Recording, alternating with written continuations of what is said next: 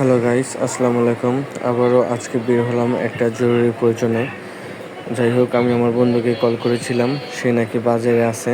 তো বাজারে সিএনজি নিয়ে দাঁড়িয়ে আছি, তার কোনো খোঁজ খবর নাই। তো সে আসলো, দেন আবার আমরা আমাদের গন্তব্যে রওনা দিলাম। যাই হোক, আমার আম্মুর কিছুদিন আগে একটা বড় একটা অপারেশন হয়েছিল, টিউমারের অপারেশন।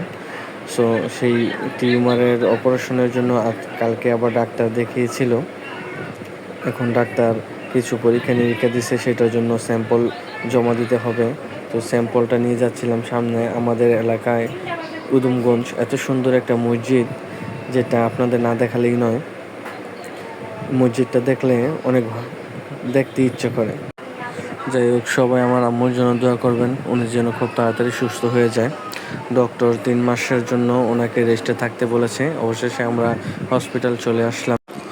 স্যাম্পলটি জমা দিয়ে আমরা চলে যাব আমাদের আরেকটি কাজে। আপনাদের সাথে দেখা হবে নেক্সট ব্লগে। আল্লাহ হাফেজ, সবাই ভালো থাকবেন।